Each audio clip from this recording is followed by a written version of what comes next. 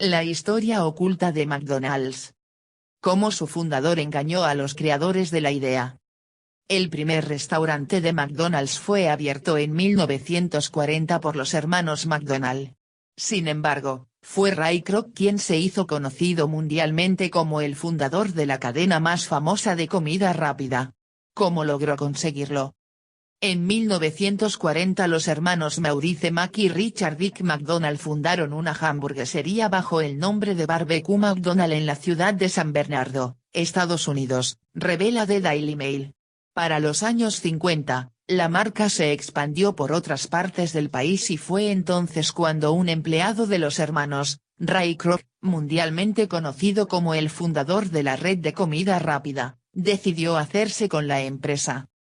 Según el acuerdo entre los hermanos y Kroc establecido en 1961, el ex empleado tuvo que pagar unos $2,7 millones a Mac y Dick por la compra de la marca, además de entregarles un 0,5% de todos los beneficios que generara. A pesar de que Kroc aceptó las condiciones del contrato, el precio le pareció exagerado y fue entonces cuando decidió realizar una serie de venganzas. El primer restaurante del nuevo dueño fue construido a tan solo unos metros de la hamburguesería de los hermanos, lo que provocó la pérdida de clientes de la misma y su cierre.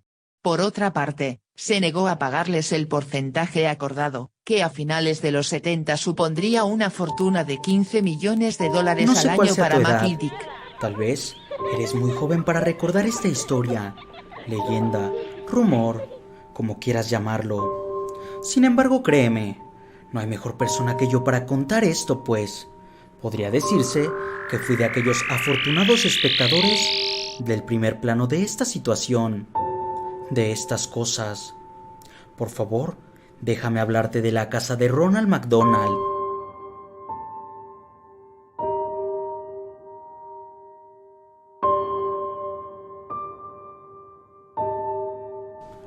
Lamento decepcionarte, pero antes de pasar al plato fuerte del asunto, y lo digo de manera literal, tengo que darte una pequeña lección de historia.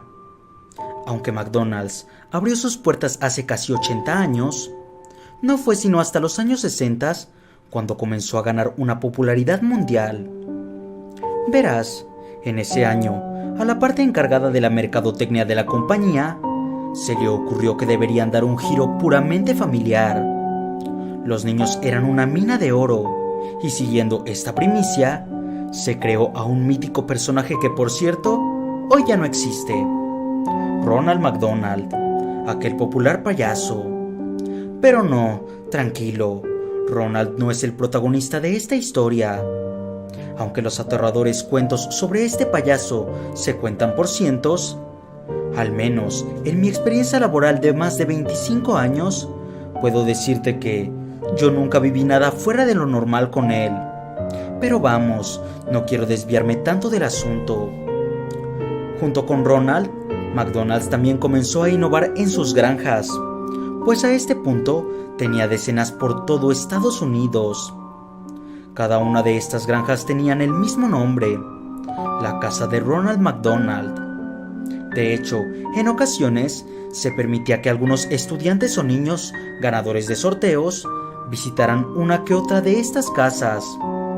Aquí comienza lo verdaderamente interesante. Podría decirse que existían dos tipos de casas: las que estaban abiertas al público, que eran sumamente coloridas, llenas de animales en buen estado y con campos de cultivo tan bellos que eran dignos de una película animada.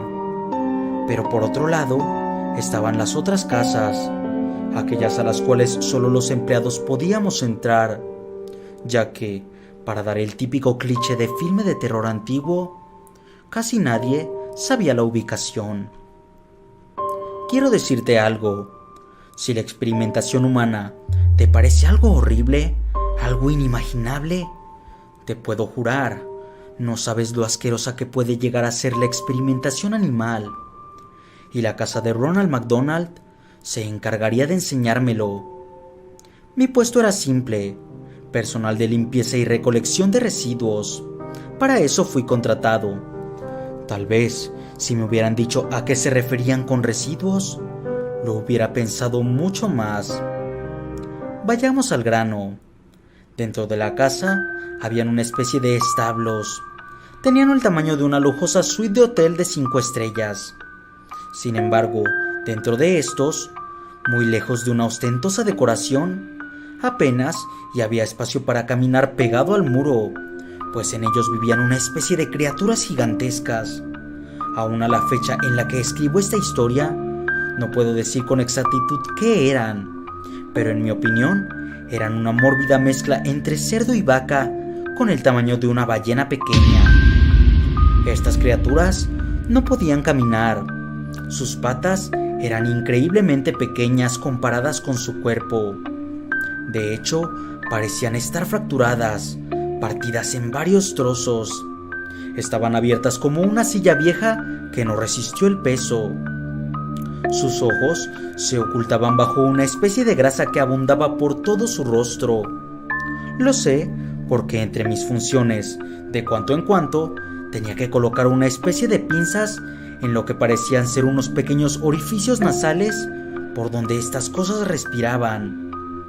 Las pinzas muchas veces se caían al no resistir la presión del peso de aquella especie de grasa craneal. Pese a esto, estas criaturas intentaban moverse.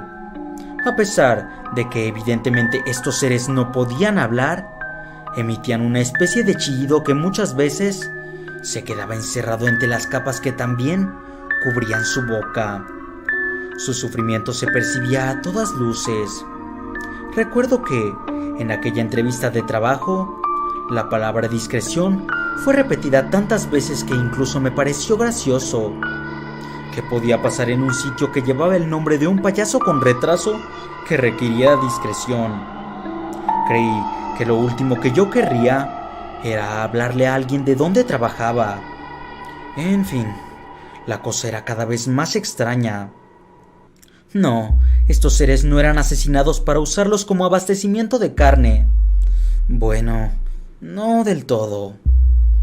Al costado de su lomo les era colocada una especie de manguera de succión que se encargaba de drenar una masa de color rosa desde su interior durante 10 minutos exactamente.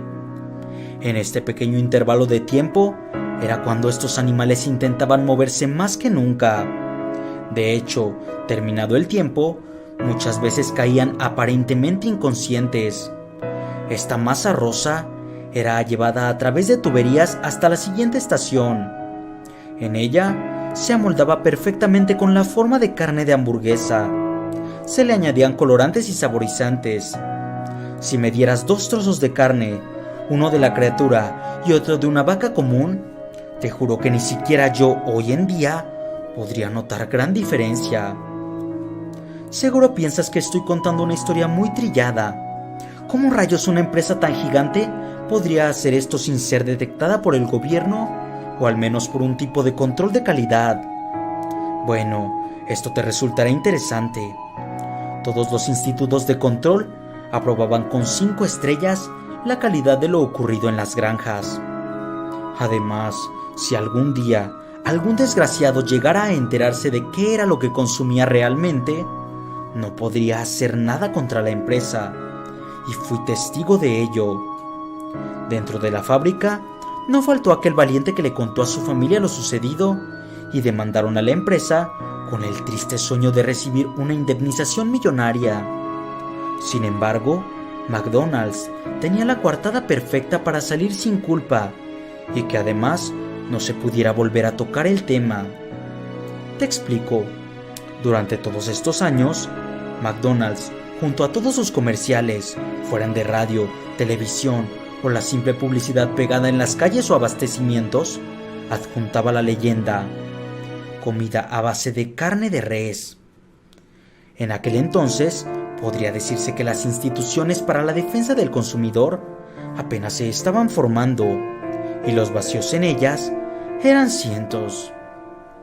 Resulta que la palabra res, traducida del latín al inglés, significa cosa. Así es, McDonald's argumentaba que sus productos eran hechos con carne de cosa, y ahora que lo pienso, cosa Era una palabra perfecta para describir aquellas deprimentes masas. Nunca fui bueno en química o biología, si no, no hubiera terminado trabajando en un McDonald's. Sin embargo, tenía la comprensión suficiente para saber que esos seres, al final del día, eran animales convertidos en máquinas. No me refiero a que estos tuvieran mecanismos o engranes internos, pero para la empresa no había gran diferencia. Ocasionalmente, alguna de las criaturas despertaba sin vida. De su cuerpo surgía el olor más desagradable que puedas imaginar. Estoy seguro que incluso podría resultar peligroso respirar ese aire mucho tiempo. Al final de cuentas, sus pobres cuerpos eran el resultado de quién sabe cuántos químicos mezclados. Continué trabajando 25 años más para la empresa. Creo que consideraban que ahora yo sabía demasiado y era mejor mantenerme cerca. Y honestamente, siempre creí que renunciar sería como pedirles que lanzaran mi cuerpo a las destrozadoras de carne donde eran lanzadas aquellas cosas cuando perdían la vida.